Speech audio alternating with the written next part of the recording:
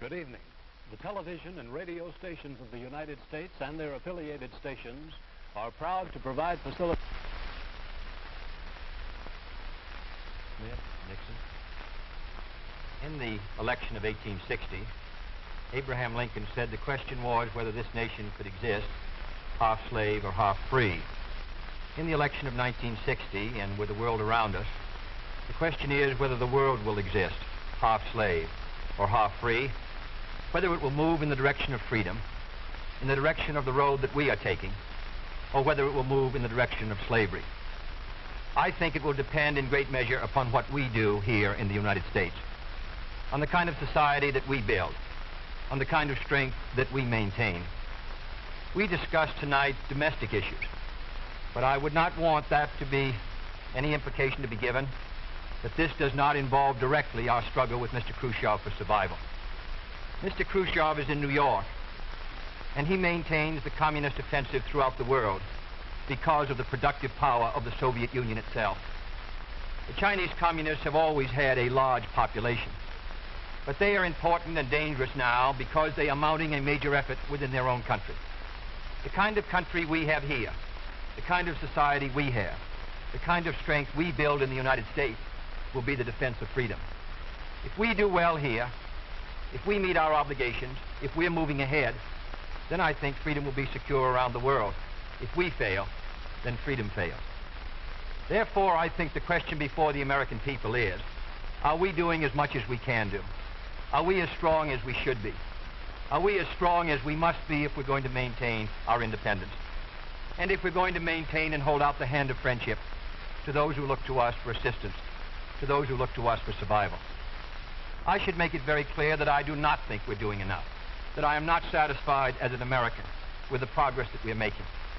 This is a great country, but I think it could be a greater country. And this is a powerful country, but I think it could be a more powerful country. I'm not satisfied to have 50% of our steel mill capacity unused. I'm not satisfied when the United States had last year the lowest rate of economic growth of any major industrialized society in the world, because economic growth means strength and vitality. It means we're able to sustain our defenses. It means we're able to meet our commitments abroad. I'm not satisfied when we have over $9 billion worth of food, some of it rotting, even though there is a hungry world, and even though 4 million Americans wait every month for a food package from the government, which averages 5 cents a day per individual. I saw cases in West Virginia, here in the United States, where children took home part of their school lunch in order to feed their families, because I don't think we're meeting our obligation towards these Americans. I'm not satisfied when the Soviet Union is turning out twice as many scientists and engineers as we are.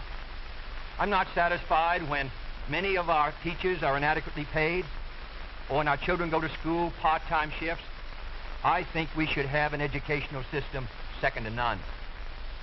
I'm not satisfied when I see men like Jimmy Hoffa in charge of the largest union in the United States, still free. I'm not satisfied when we are failing to develop the natural resources of the United States to the fullest. Here in the United States, which developed the Tennessee Valley and which built the Grand Coulee and the other dams in the northwest United States, at the present rate of hydropower production, and that is the hallmark of an industrialized society, the Soviet Union by 1975 will be producing more power than we are. These are all the things, I think, in this country that can make our society strong or can mean that it stands still. I'm not satisfied until every American enjoys his full constitutional rights. If a Negro baby is born, and this is true also of Puerto Ricans and Mexicans in some of our cities, he has about 1/2 as much chance to get through high school as a white baby.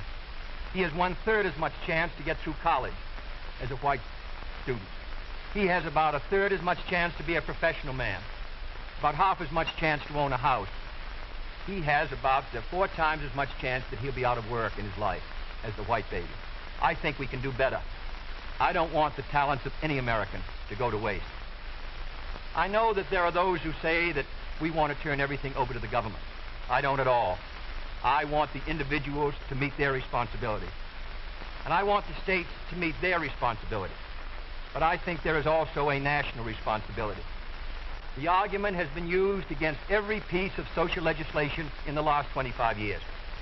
The people of the United States individually could not have developed the Tennessee Valley. Collectively, they could have. A cotton farmer in Georgia, or a peanut farmer, or a dairy farmer in Wisconsin or Minnesota, he cannot protect himself against the forces of supply and demand in the marketplace, but working together in effective governmental programs, he can do so. 17 million Americans who live over 65 on an average Social Security check of about $78 a month. They're not able to sustain themselves individually, but they can sustain themselves through the Social Security system. I don't believe in big government, but I believe in effective governmental action. And I think that's the only way that the United States is going to maintain its freedom. It's the only way that we're going to move ahead. I think we can do a better job. I think we're going to have to do a better job if we are going to meet the responsibilities which time and events have placed upon us. We cannot turn the job over to anyone else. If the United States fails, then the whole cause of freedom fails. And I think it depends in great measure on what we do here in this country. The reason Franklin Roosevelt was a good neighbor in Latin America was because he was a good neighbor in the United States. Because they felt that the American society was moving again. I want us to recapture that image. I want people in Latin America and Africa and Asia to start to look to America, to see how we're doing things, to wonder what the President of the United States is doing, and not to look at Khrushchev or look at the Chinese communists. That is the obligation upon our generation. In 1933, Franklin Roosevelt said in his inaugural that this generation of Americans has a rendezvous with destiny. I think our generation of Americans has the same rendezvous. The question now is, can freedom be maintained under the most severe attack it has ever known? I think it can be. And I think in the final analysis, it depends upon what we do here. I think it's time America started moving again. And now the opening statement by Vice President Richard M. Nixon. Smith, Senator Kennedy. The things that Senator Kennedy has said, many of us can agree with. There is no question but that we cannot discuss our internal affairs in the United States without recognizing that they have a tremendous bearing on our international position. There is no question but that this nation cannot stand still because we are in a deadly competition. A competition not only with the men in the Kremlin, but the men in Peking. We're ahead in this competition, as Senator Kennedy, I think, has implied. But when you're in a race, the only way to stay ahead is to move ahead. And I subscribe completely to the spirit that Senator Kennedy has expressed tonight, the spirit that the United States should move ahead. Where then do we disagree? I think we disagree on the implication of his remarks tonight and on the statements that he has made on many occasions during his campaign to the effect that the United States has been standing still. We heard that later. Looking then to this problem of how the United States should move ahead and where the United States is moving, I think it is well that we take the advice of a very famous campaigner. Let's look at the record. Is the United States standing still? Is it true that this administration that Senator Kennedy has charged has been an administration of retreat, of defeat, of stagnation? Is it true that as far as this country is concerned, in the field of electric power, in all of the fields that he has mentioned, we have not been moving ahead? Well, we have a comparison that we can make. We have the record of the Truman administration of 7.5 years and the 7.5 years of the schools. We have built more schools in these last 7.5 years than we built in the previous 7.5, for that matter, in the previous 20 years. Let's take hydroelectric power. We have developed more hydroelectric power in these 7.5 years than was developed in any previous administration in history. Let us take hospitals. We find that more have been built in this administration than in the previous administration. The same is true of there's been more growth in this administration than in its predecessor. But let's not put it there. Let's put it in terms of the average family. What has happened to you? we find have gone up 5 times as much in the Eisenhower administration as they did in the Truman administration. What about the prices you pay? We find that the prices you pay went up 5 times as much in the Truman administration as they did in the Eisenhower administration. What's the net result of this? This means that the average family income went up 15% in the Eisenhower years as against 2% in the Truman years. Now, this is not standing still. But, good as this record is, may I emphasize, it isn't enough. A record is never something to stand on. It's something to build on. And in building on this record, I believe that we have the secret for progress. We know the way to progress. And I think, first of all, our own record proves that we know the way. Senator Kennedy has suggested that he believes he knows the way. I respect the sincerity with which he makes that suggestion. But on the other hand, when we look at the various programs that he offers, they do not seem to be new. They seem to be simply retreads of the programs of the Truman administration which preceded it. And I would suggest that during the course of the evening, he might indicate those areas in which his programs are new, where they will mean more progress than we had then. What kind of programs are we for? We are for programs that will expand educational opportunities, that will give to all Americans their equal chance for education, for all of the things which are necessary and dear to the hearts of our people. We are for programs, in addition, which will see that our medical care for the aged is much better handled than it is at the present time. Here again, may I indicate that Senator Kennedy and I are not in agreement as to the aim. We both want to help the old people. We want to see that they do have adequate medical care. The question is the means. I think that the means that I advocate will reach that goal better than the means that he advocates.